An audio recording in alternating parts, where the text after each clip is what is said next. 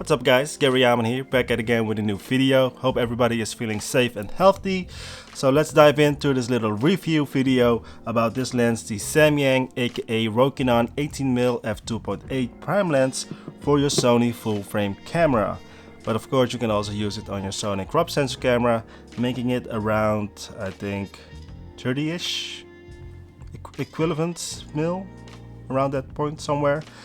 Alright, so let's dive in straight at first. A little bit of unboxing. Gonna put a little overlay. As you see, it comes in a nice little box with inside a little protective case. And there inside you can find the lens. And as you see, it is a very small, compact lens.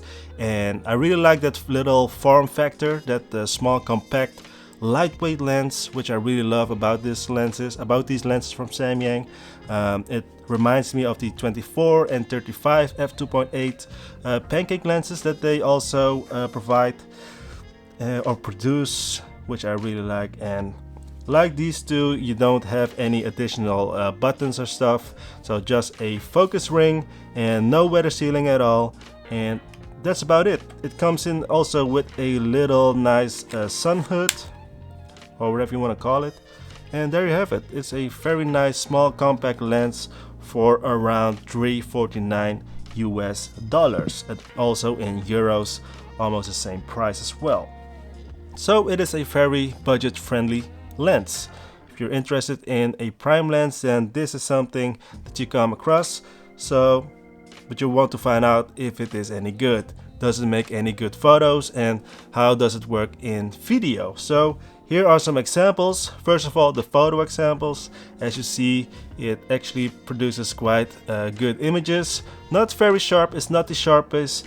Edge to edge is not the most beautiful producing photo lens.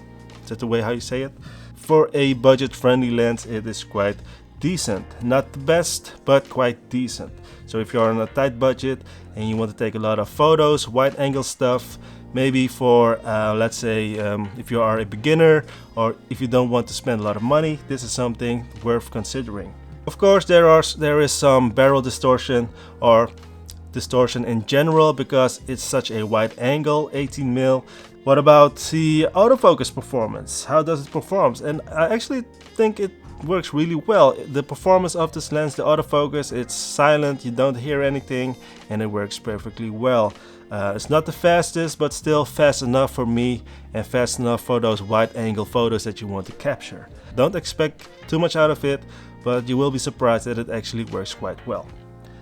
Okay, so for photos, the performance is quite nice. The photo images are looking quite decent. Not the best in class, but still very useful. And would I use it for professional things? Maybe, not sure. Maybe I won't, but just to carry around with it, put it in your bag, you won't feel a thing. So that might be something worth considering.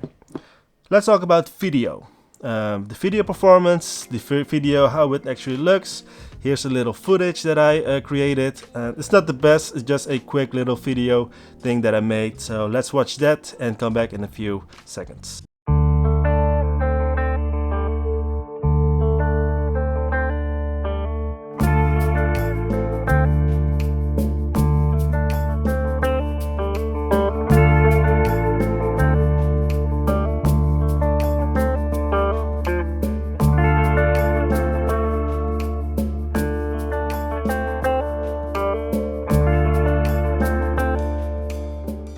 Alright, as I mentioned, it's not the best video out there, but I'm just testing it out, and I actually like how it looks. It's not weird looking. It's actually quite decent, you know. It's quite useful. So especially for this type of things, for social media and YouTube stuff, you know. And it works, and I really like how it looks. Image quality is looking nice, and it's not the best, as I mentioned, as well in photo, but as well in video.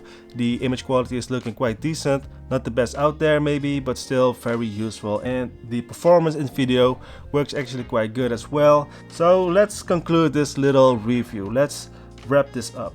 Is this lens any good, yes or no?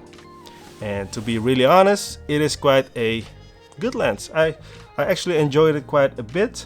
I wish it was a little bit sharper. I wish the colors were a little bit more out there. It was a little more exciting. It's not a very exciting lens. Let's put that straight away. It is not a very exciting lens.